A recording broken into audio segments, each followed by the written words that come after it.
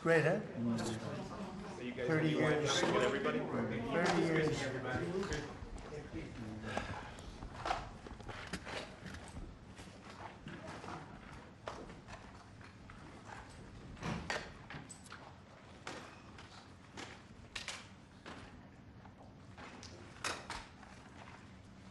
Well, thank you very much, and I'd like to ask Caroline, who's become very famous, big star, and she has a person who's a colleague of hers, a friend of hers, and that she has a lot of respect for, who comes from the area and knows exactly what's happening. Caroline, could I ask you to say a few words? Yes, sir. Here we have Haryana, who is from the continent of Africa. She's been a reporter here in the United States for many years, and she has a story to share with the press, with the media, and with these two fantastic leaders who have joined you today. So, Haryana, please. Why don't you come up here and talk so they can see? Sure. That'd be great. Thank you very much. Thank you, Mr. It's a great honor. Thank you, Mr. President. So, as Caroline has mentioned, President, first of all, I want to let you know that I'm the only African reporter accredited here at the White House and cover for the entire continent. So I just arrived from Congo, Democratic Republic of the Congo, yesterday. I went to see firsthand how the people is feeling and the president's message, President Felix Tshisekedi, about this upcoming peace deal. And let me tell you firsthand what I've witnessed myself. I spoke with the people on the street. I spoke with youth. They know your name. They know that a president named President Trump is working hard to finally bring peace to the country. I saw hope. They have hope now for a better day in Congo. They see what you're doing as a future, better future for Congo. And I had opportunity to sit down with President Felix Tshisekedi for an interview because I want to understand his mind, what he's thinking, his feeling about everything that your administration is doing. And he told me firsthand that for many years, many American presidents overlooked this conflict. They didn't do nothing. Even myself, I cover President Biden's administration. I pressed many times about this conflict. People are dying in Congo. This country has so much potential, but they need help because this war is destroying the country. Right. They never gave me any answer. And he told me, President Tshisekedi, that you have no idea, he's very thankful for what you're doing, for what your administration is doing, not only him, the entire Congolese people. They see that finally they will have hope. And President Tshisekedi also mentioned at the end of my interview that when peace finally comes to the Democratic Republic of the Congo, he's thinking to nominate you as a Nobel Prize Peace because he said you deserve, you have been working to bring peace in the world, not only at the Congo, and he's very hopeful to meet you in the future. That's so nice, boy, and that's so beautifully stated. And Caroline said, number one, she did say, and I shouldn't say this because it's politically incorrect, she said, she's beautiful, and you are beautiful. I'm not allowed to say that, you know, that could be the end of my political career, but I say it anyway. But you are beautiful, and you're beautiful inside. So I wish I had more reporters like you. So you covered Africa for a long time? Yes, for over 10 years. Wow.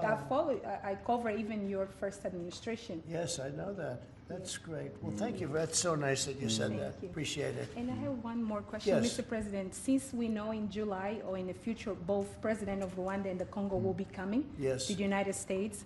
In Africa, President João Lourenço, the president of Angola, he is also the leader of African Union. Good. He worked very hard to bring peace, but unfortunately... Let's get him here. Yes, that's okay? right. Would you invite him for me?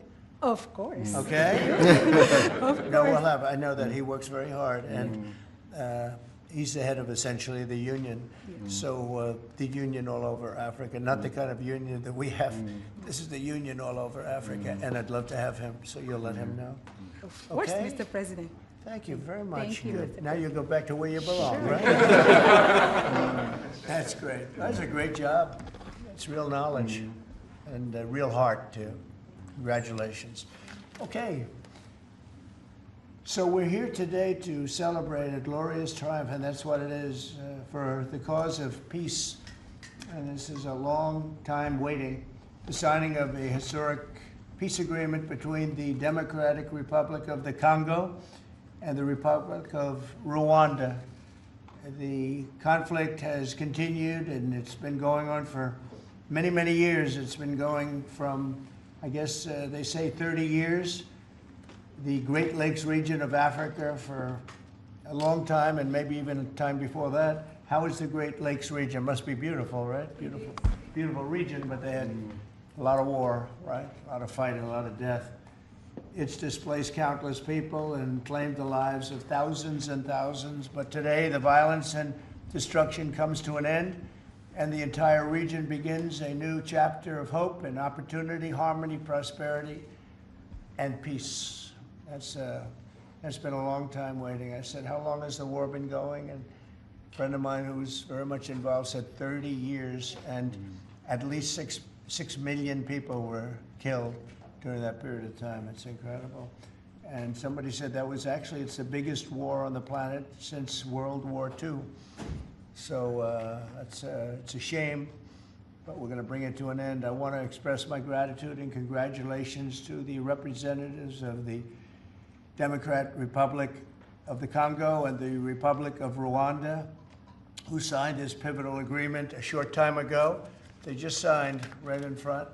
And let me also thank Secretary of State Marco Rubio, who has worked very hard on this subject, and we've worked on it together, for his outstanding leadership, as well as Senior Advisor for African and Africa Affairs, Masad Boulos, who's, as you know, spends a lot of his time in Africa, and he's very comfortable there. I said, were you at all uncomfortable with all of the turmoil and all of the killing? And he said, no, I wasn't uncomfortable, and that's what you need. You need somebody that's going to be able to get. So, Masad, I want to thank you very much for the job you've done. Amazing guy, actually. I also want to thank African Union, Qatar, Togo, for working closely with the United States. And I know Qatar was really working hard, and African Union, we just spoke about that. And I look forward to having them representatives here when we do the official meeting, and that'll be sometime in July. And we look forward to it. And you better be here covering it, okay? You better be, we're not going to stand anybody else covering it but you. But this is a tremendous breakthrough. In a few short months, we've now achieved peace between India and Pakistan, Israel and Iran, and the DRC and Rwanda, and a couple of others also. Serbia, you know, they were getting ready to go to war with a group I won't even mention because it didn't happen. We were able to stop it, but I have a friend in Serbia, and they said we're going to go to war again.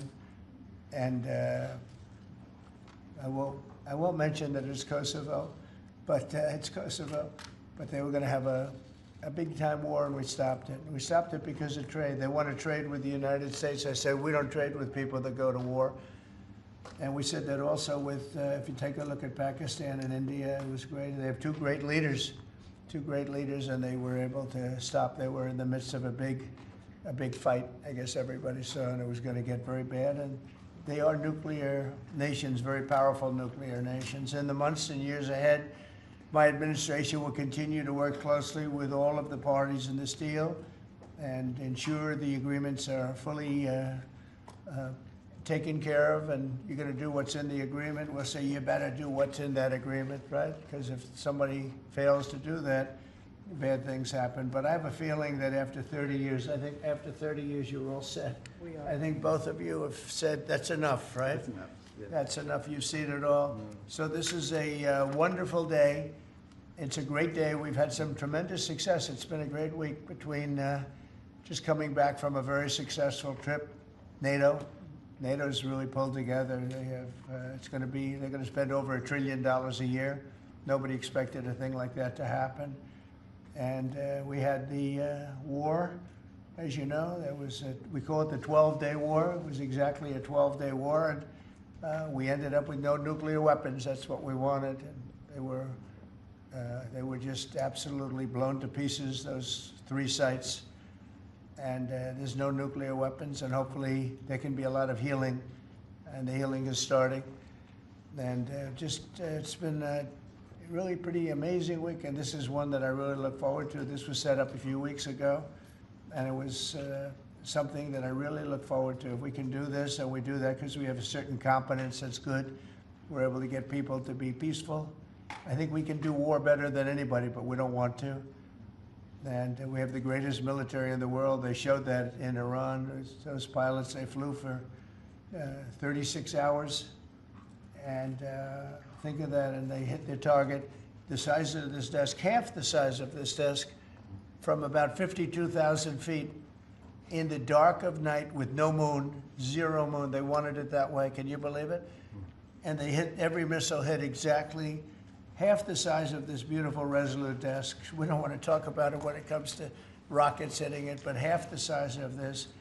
And they hit dead center from tremendous heights, going at tremendous speeds. It's amazing. Nobody could do a thing like that. There's nobody has that weaponry, and nobody could do a thing like that. So we had a very busy and successful week. And in addition to that, our economy is doing great, we're setting records with the economy, and a lot of other good things happening. But this is about Congo and Rwanda. And I'd like to ask, if I might, would you say a few words before we introduce our guests, please? Sure. Thank you, Mr. President. Yes. So, under your leadership, Mr. President, and the full support of Secretary Rubio and the entire team at the State Department, we engaged with the two parties in early April, and within 3 weeks, they signed the Declaration of Principles. And now, within about 2 months from that, we have signed today the final, this is actually the final peace agreement. You know, many people were wondering if this is preliminary. No, this is the actual final peace agreement that they've signed today. You've also expressed interest in inviting the heads of states to the White House for a signing ceremony. So there will be some other additional agreements that will be signed. In addition to this, which will become known as the Washington Accord with regards to the Great Lakes region. That's great. There are some Why economic... not the Trump Accord? If you wish. I'm only kidding. That'd be headlines. I think that's a great thing. Washington Accord. Beautiful. And there's an economic aspect as well that is extremely important for both countries. They have also worked, last week we finalized the regional economic integration framework, which both countries will be signing at the White House here during that ceremony. And That's going to be a great ceremony. Absolutely. Right? We're going to make that a great ceremony and bring other people that were involved, some other people. Besides the gentleman we talked about who we know has worked so hard, if you think there are other people that are deserving, let us know. Okay? Sure. And there will be some bilateral agreements. We're negotiating a minerals deal with the DRC for critical minerals. Many American companies have shown interest in investing in the DRC, and these we're talking about long-term investments. Same thing with Rwanda. Many American companies have shown interest, and not only in mining, but also in the midstream and downstream, which will be the processing of minerals. We're also working and supporting the Lobito corridor, which will help building the infrastructure. Just 2 days ago, the United States signed, and supported a project of $1.5 billion for electric transmission from Angola to the DRC. And there are many other projects of that nature lined up. So we will be, under your leadership, Mr. President, we'll be working with the two countries very closely and with the support of Qatar to make sure that this agreement is implemented. And a lot of our companies are in both of these countries now, especially since we've been getting along so well. It's probably the way we were brought together, and we have a lot of our big companies are there between rare earth and all of the other things that they do in Africa, which is very greatly expanding, especially in these two countries. You have earth, they consider it to be about the best in the world, actually, I've heard. So we're doing a lot of different things, and it's all going to bring everybody together. That's how this all began, I guess. But the big thing is, the big thing for me is there's really only one thing, and that's getting a peace treaty with two countries that have been fighting for 30 years. And I want to thank you all. Will, if you could, Yes, you could bring the letters over. Of course, sir. So in front of you, as you said, sir, these are the actual agreements that were signed respectively by the foreign ministers of the Democratic Republic of Congo and Rwanda earlier today, witnessed by Secretary Rubio. We've also prepared for you 2 letters. This is to President Paul Kagame of Rwanda, expressing your appreciation and congratulations for everything that's happened already, and of course inviting him to Washington for, as Dr. Bula said, what we hope will be the Washington Accords. finally setting the terms for peace and prosperity in this region, hopefully for a very long time. That's great. That's beautiful. Very important. We're going to put a picture in there, right? As soon as this is over, they're going to put, we have a fast-moving photographer, Dan. He's going to put a nice picture of us here. Okay. Thank you. That's for you. And, Thank you very and much. this is a letter to President Chikisade of the Democratic Republic of Congo, again congratulating him on settling this long-running war and inviting him to Washington, D.C. for the final conclusion of the agreement, hopefully soon. That's great.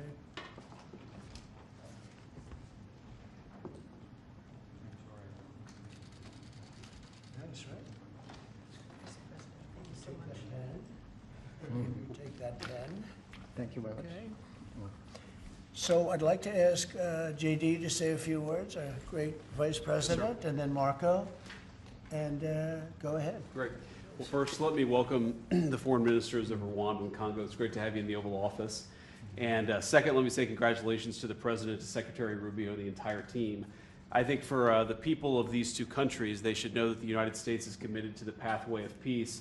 But to my fellow Americans, this is really a celebratory moment. This is a big moment for our country because under the President's leadership, we've taken what was 30 years of killing and war, the worst war in terms of death count since World War II, and now we're on a pathway to peace. And so if I think about what I know about these two countries, for 30 years, pretty much the entire time that I can remember these two countries being in the news, much of the story has been about them fighting one another, about them killing one another, and now we can look forward to a future where my children will look at this moment as the beginning of a new story, a story of prosperity and of peace. So thanks to the President, congratulations to the entire team, and to my fellow Americans, we should all be really proud because it's amazing what active presidential leadership can accomplish when it's geared towards peace and prosperity, and that's what we have in the Oval Office right now. So great job, sir. Thank you very much, JD and Marco, and then we're going to ask the two principals to speak. Yes, sir. Mr. President, first of all, thank you. When I first came on this job a few months ago, you made it very clear that one of the priority of this administration under your leadership was going to be the pursuit of peace. And from day one, whether it's been in Ukraine and Russia, whether it's been Pakistan, India, whether it's been Iran and Israel, and in the continent of Africa, your priority's been on peace. And today we see this come to fruition. It's sad. Wars get a lot more attention than peace. But peace is harder than war. A lot harder, and I want to congratulate both of the leaders here and their respective presidents for choosing the harder path, which is often peace, than the easier path, which sometimes is war, as costly and as bloody as it may be. And I echo the Vice President's statements, and that is that Americans should be very proud that the #1 voice for peace in the world today is our president, your president. And so thank you, President Trump. And I want to, again, recognize Dr. Boulos and the work he's put into this from day one. He's really put a lot of time and effort, and as our friends from the respective countries can share with us. And last point, I do want to thank, you've done this already, but the African Union, Togo, and Qatar, who have been extraordinary partners and whose help we're going to need to continue to receive in order to bring all this to fruition. So congratulations to both of you, and thank you, Mr. President. Thank you. Great job you've done. Do you want to start? Either way, would you like to start? Ladies first, maybe. Okay. Thank you so much. Thank you very Again, much. thank you so much, Mr. President, for having us here. I think I can summarize my contribution in 3 main points. First of all, thank you and congratulations indeed for this remarkable milestone, which is putting an end to 30 years of conflict and of suffering, and which is redefining the perspectives that millions of Congolese and of citizens of the greater Great Lakes region will have. The second point is stay committed, stay on board. We need the United States to make sure that this agreement holds and that you hold us accountable. And the third point is, if you stay on board, I think there are so many perspectives that we can transform our partnerships through and that can usher in an era of prosperity, of growth, and of shared bilateral relationships that go well beyond the challenges that we've shared together, and that can at least, or finally, focus on the potential and of the wealth that we can share. So again, our heartfelt gratitude to you on my behalf, but more importantly, on behalf of the people of the Democratic Republic of Congo. Thank you so much. Beautifully spoken, and I look forward to seeing your leader. They will, highly respected person, as you know. Indeed. Highly respected all over the world, but in Africa in particular. So Sometime in July, we'll do something, big ceremony. We look Okay? forward to it. Thank you very so much. Please. Thank you very much, Mr. President. This is indeed a historical day because it's the signing of a peace agreement between Congo and Rwanda to end a conflict that has been going on for 30 years. And there has been many mediation, facilitation in the past, but none of them succeeded. And we believe that it's because of your leadership and your steadfast commitment to this process, with also a new approach of economic integration, regional economic integration, which is important to allow Rwanda and DRC working together, because this is a very rich region with cross-border trade, with minerals, with natural wealth. So with the US standing side by side with Rwanda and DRC, we believe that we will achieve a long-time peace. And we also believe that, as my colleague from DRC stated, it's important for the United States to stay committed, because today we signed, but now we need to implement what we have signed in order to open this new era you were talking about of prosperity, so that we can reap the economic dividend of peace. So for this economic integration framework to be implemented, it's important for the US to accompany the parties to implement what we have signed, because in the past we have signed so many agreements that were not implemented. And we are really, we believe that with your leadership, with the involvement of the United States administration, we will reach that goal. So thank you very much, Mr. President. Well, this will happen definitely. I can reach over. Do you want to just press them over to me? Sure. Let me have them. And I just wanted to give you each. These are your signed agreements. And we'll make sure that you follow through. We'll make sure you follow through. Yeah. We'll make sure that you follow through. Okay, that's for you. Thank you. And we have one other thing that we're going to give, that we give to special people only. It's a coin, Thank you. and I hope you do that. I'm going to give you a second one for your leader. Oh, cool. Thank you very much. And likewise, we'll do that. These are serious coins. You don't want to lose them. You'll be very. I think that your reporter from Africa should get one. What do you think? Is she allowed? I saw. I think yes. Are the reporters okay with it? Brian, yes? Darling, that's for you. Okay? You did a fantastic job. Thank you. And I heard you do a great job in covering everything. Thank you. And Mr. President, we actually have the pictures that you took earlier Oh, of let the me foreign see that. ministers here already. Thank you so much, Mr. President. Thank you. Let me see that. They're in this folder right here, sir. Okay, this one? Yes, sir. Oh, they look better than me. I don't like it. I don't like it. That's beautiful. That's very good. We have a good photographer. Beautiful. That's great. You better, I'll tell you, you better do the job here. We're going to come down hard. It's beautiful. Thank you very much. So we'll put them in. That's for you. I can do that. Okay. That's for you. This is for the Congo. And what is it? For the Congo. Yes. The visa. Okay. That's fine. Let's see, do we have two of them? I think so. He wouldn't give us one. He would have made a big mistake. Isn't that nice? That's for you. That's for you. Thank you, Mr. President. Thank you very much. And you're all set, and this is for you. You're going to Yes, get it is. this. Good. Might as well hold it. Thank you so Thank you much. very much. Good luck. Thank you. Do you have any questions? Yes, sir. On the subject, sir.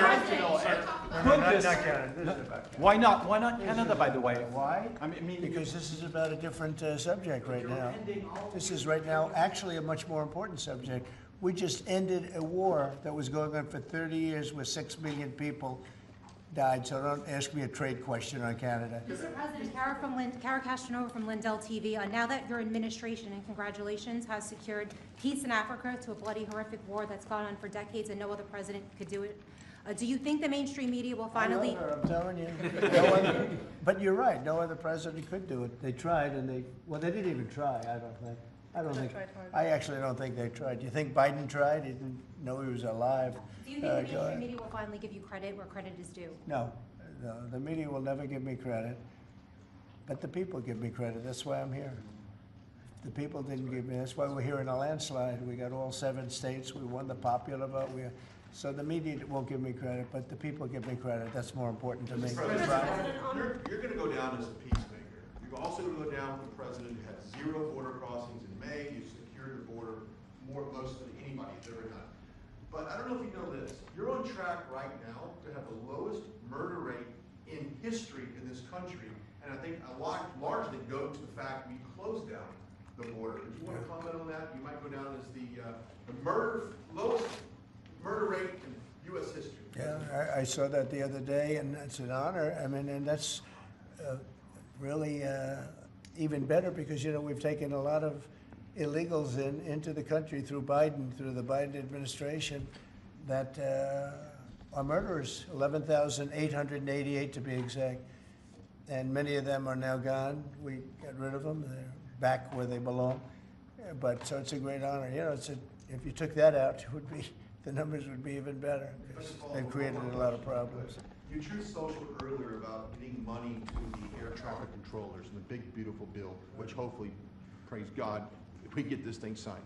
What does that mean to that industry that have been suffering the last couple of years, quite a decade of being underfunding? How that changed the safety of air travel? Well, they've underfunded the airports for years, and I started the process of getting it completed in terms of the equipment necessary to land the planes, where the planes, like the helicopter accident with the plane, would have never happened if they had the right modern equipment. It would have been, bells and whistles would have been going on all over the place. And I had that all set, but when I wasn't here, they totally dropped it. You had a terrible head of transportation. We have a very good one now, Sean Duffy. But you had Buttigieg, and he didn't know a damn thing. He'd ride to work on his bicycle. He didn't know what the hell was going on. He was terrible. So he totally dropped that. It was a project that should have happened, and I was all set. But we had a very sad experience with the voting, and so we didn't get to do that. But now I'm doing it, and we're going to have a great system. And it's funded partially by the bill. It's the initial funding is by the bill, and then it gets to be funded. The rest of it comes a little bit later as we build it out. But we're going to build out the best in the world. We have the best companies in the world. A couple of countries have very good systems. In fact, I noticed when I was landing, my pilot often would use the system of another country, and I said, "What are you doing that for?" He said, "The United States system is so bad." So we have the best companies that do that in the world bidding. You have Raytheon, you have IBM, you have a lot of different companies bidding, and we'll get the best one, the best system for the best price. And they're going to go to town and give us a system that will be better than any other system in the world, and you won't have planes bunking into each other at 35,000 feet. Mr. President, on the subject of peace deals, Yeah. how close are you and your administration to a deal in terms of Gaza ceasefire right now? Often asked, and I think it's close. I just spoke with some of the people involved. It's a terrible situation that's going Gaza, he's asking about. And we think within the next week we're going to get a ceasefire. And we're supplying, as you know, a lot of money and a lot of food to that area because we have to, I mean, you have to. We're, in theory, not involved in it, but we're involved because people are dying. And I look at those crowds of people that have no food, no anything, and, you know, we're the ones that are getting it there. Some of it's being taken by some bad people, you know, once you give it and you give it out, and they're supposed to be taking care of the people, and they end up stealing the food and selling it.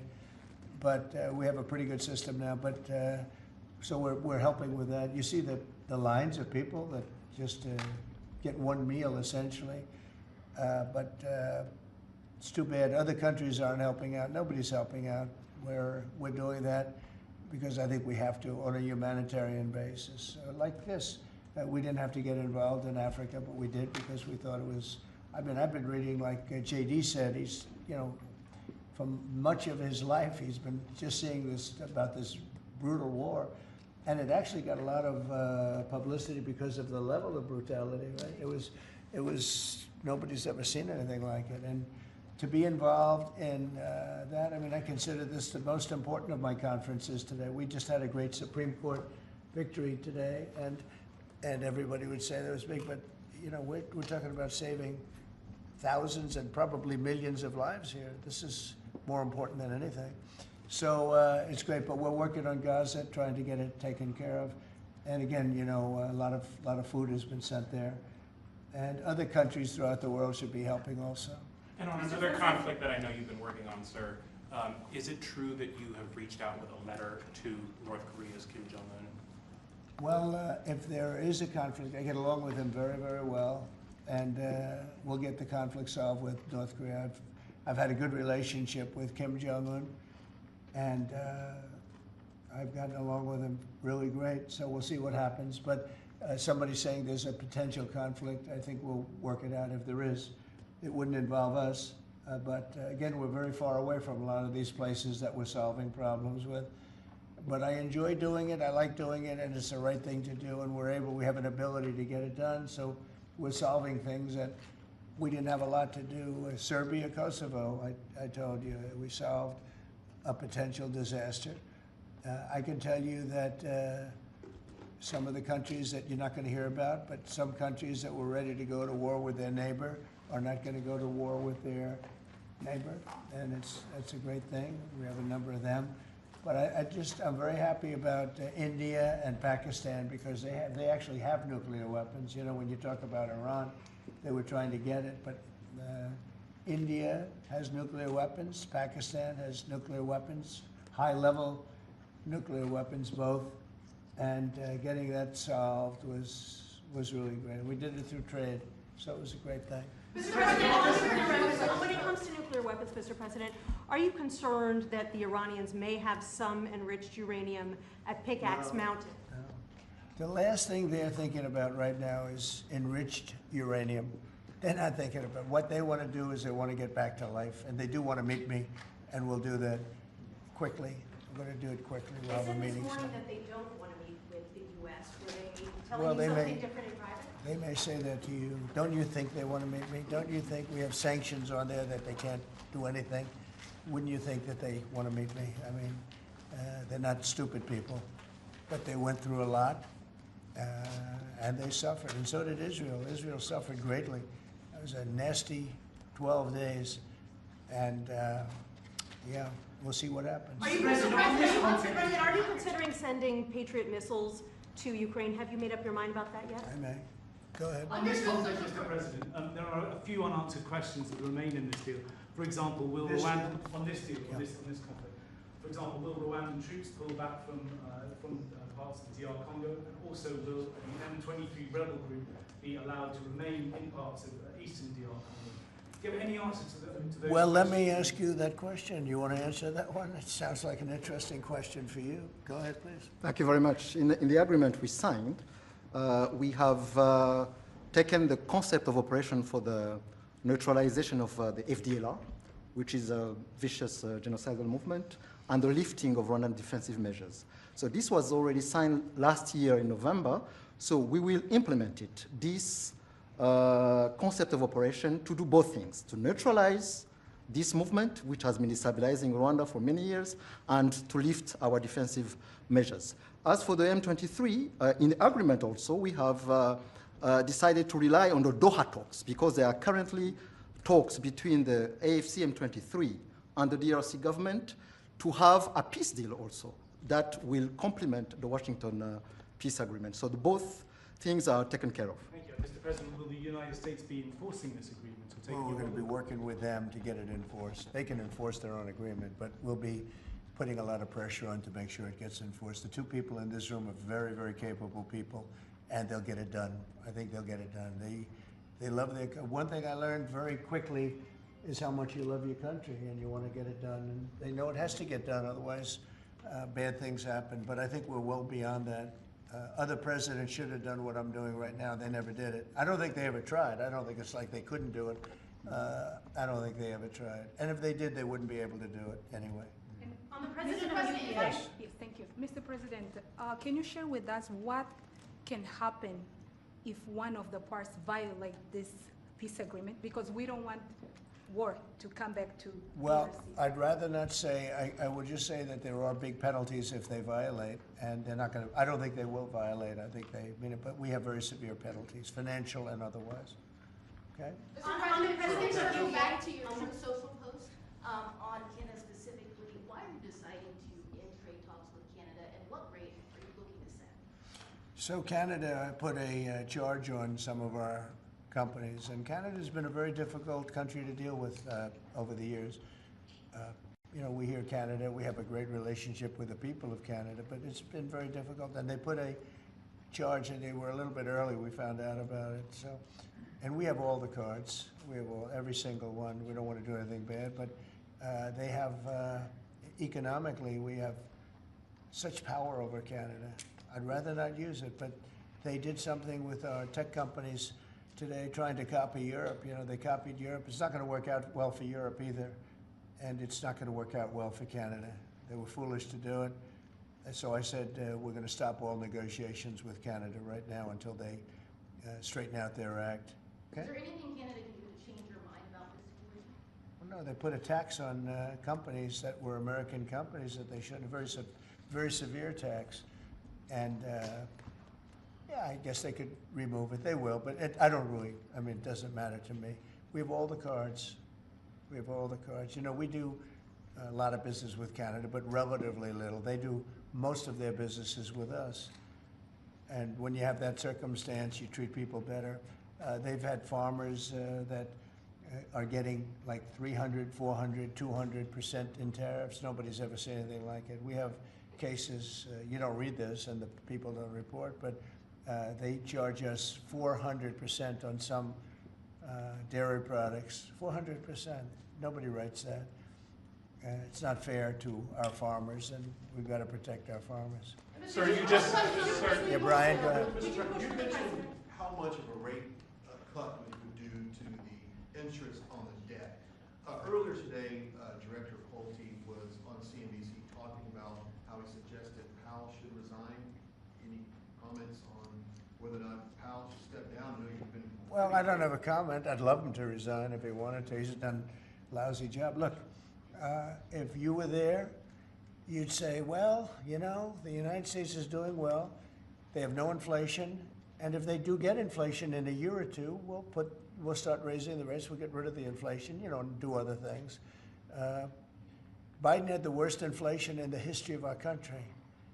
19%, but I think it was much higher than that. Frankly, they say 19%. I say, I think it's a lot higher than that. And we have almost no inflation now. We've done a great job in a short period of time. Energy prices are way down. Gasoline now is down to close to $2 in a lot of places. A couple of places I see it even broke. It's like $1.98 a gallon. We've done a great job on inflation and honestly, pretty much everything else. I think it's very sad the way people act. You know, you have a guy in there that with the stroke of a pen could lower interest rates and save us hundreds of billions of dollars a year. But he's a stupid person. You know, it's very interesting. I'm not sure if he doesn't understand it, because you should be able to understand it. It's sort of 101 economics, but I'm not sure of that. But think of it, with the stroke of a pen, he talks about costs. We can save $600 billion, maybe even, these are nice numbers for you, right? $900 billion, $950 billion by lowering interest rates. And it's really just more of a paper movement. It's not like you're not cutting anything, you're not cutting jobs, it's just interest rates. And we're number 40 or 44, number 45. Some places that you wouldn't believe that, you know, I don't want to be disparaging, but they pay a lower interest rate than the United States of America. And without us, everything blows up. You know, we sort of control the world in that sense. But we have a guy that's just a stubborn mule and a stupid person that is making a big mistake. He's making a mistake. And it lasts for years, because when you do the debt, now, I've instructed my people not to do any debt beyond 9 months or so. Get this guy out. And whoever is in there will lower rates. If I think somebody's going to keep the rates where they are or whatever, I'm not going to put them in. I'm going to put somebody that wants to cut rates. There are a lot of them out there. And I said this morning, a lot of the business shows today were saying, you know, Trump is right. He should be cutting rates. Think of it. We have a great country. We're making a lot of money. We're taking in billions of dollars in tariffs. We have $15 trillion of money that wants to be invested here, which is a record. In 2 months, it breaks any record that we've ever had for a whole year, and not even close. 15 trillion, and it's going to be much higher than that. That's after essentially 2 months, because, you know, we've been doing it for about 2 months, 2.5 months. $15 trillion breaks every record in the book. There's never been anything like this. We have factories moving in, we have car plants moving in, we have everyone wants to be part of the United States. And as I told you, and I say it to everybody, when I was in the Middle East, the King of Saudi Arabia, and Qatar, and UAE, all great leaders, they have all great leaders. All three of them said, you got the hottest country in the world, and you did it in, at that time I was there for 4 months, because we got back a little while ago. But everybody says it, not only them. We have the hottest country in the world right now. The only thing is we have a Fed chairman that is, he doesn't get it. And you could have substantially lower. Like if we cut him 2 points, would save more than 600, think of it, more than $600 billion just because you cut. But you can't go out to the market and say, well, we have a guy that's got us at 4% or 4.5%, and we want to pay 2% or 1%. I think we should be paying 1% right now.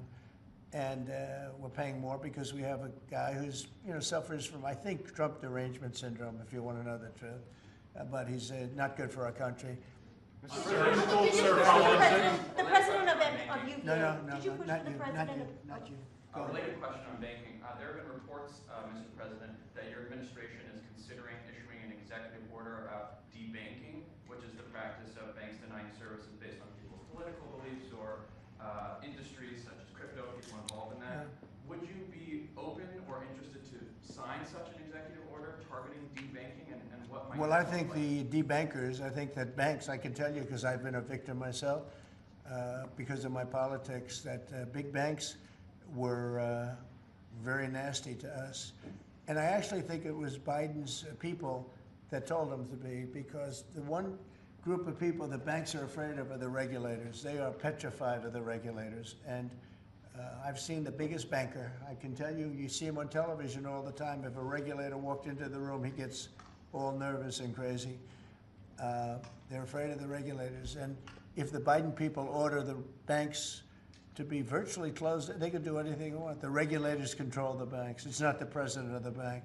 The president of the bank is far less important to a bank than a regulator. And a regulator can put that bank out of business, just like bad prosecutors are very dangerous. You know, we had a couple. I had deranged Jack Smith and some others.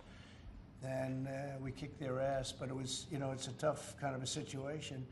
Prosecutors are very dangerous. A great prosecutor is an amazing asset for a country, but a corrupt prosecutor, a bad prosecutor is very bad. Well, the regulators are the same thing, and when they tell the regulator to go and make life impossible for big banks or little banks, they really control it. So there is a lot of debanking, and they call it debanking, call it a lot of different names. Essentially, they make it impossible to do business, and those people are very bad and very dangerous, and they shouldn't be doing it.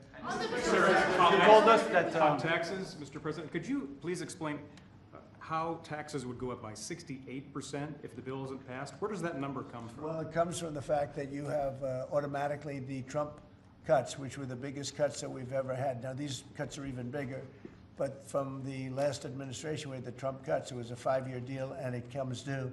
When you add that to the cuts that you already have and other things, it amounts, according to what they tell me, about 68%. That would mean you'd have a tax, so that you know that the tax cuts that they got, the biggest tax cuts in our history, would immediately go up to that level. And that alone is a big chunk of the 68%. And then you have the other taxes that would accumulate. And they say that you'd have about a 68% tax increase. Sir, you said a moment ago that it won't work out very well for Europe on trade. Does that mean you want to cut off those negotiations as well and just tell them what? No, well, they've been very tough. The European Union was formed in order to take advantage of the United States in trade. That was why they were formed. And they're nasty. They're very nasty. We have a good relationship. I'm dealing with Ursula right now and the group. But it's a very it's a very tough situation. They have been unbelievably bad to us. If you look at past presidents, they've treated them very badly. They're being very nice to me because I get it. I know the system, and we have the cards. We have the cards far more than they do, and they have not treated us well, and they're coming to us right now. You know, I said I was going to put on a 50% tariff. As soon as I said that, I put it out on Truth. As soon as I said that, they came to the table. They didn't want to come to the table. My people were telling me, Scott was telling me, and the whole group was telling me that not a good situation. They want to tap it down the line. They don't want to really deal. So I said, we're going to put a 50% tariff on you.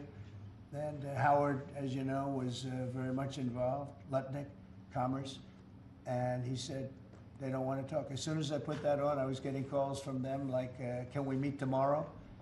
And the problem is they have a lot of very unfair taxes. They have a lot of taxes that you wouldn't put on, and they sue all our companies. They're constantly suing Apple and Google and all of these companies, and they're getting, you know, in front of judges that essentially almost work for them. I guess they do work for them. They're European Union judges, and they're getting these crazy rewards. Apple was fined $17 billion, and others are being fined tremendous numbers of dollars. They're nasty people, and I don't want them affecting U.S. companies. I don't want that. If anybody's going to affect a U.S. company, I want it to be us. And if they're going to have to pay a penalty or a fine, let it be to us.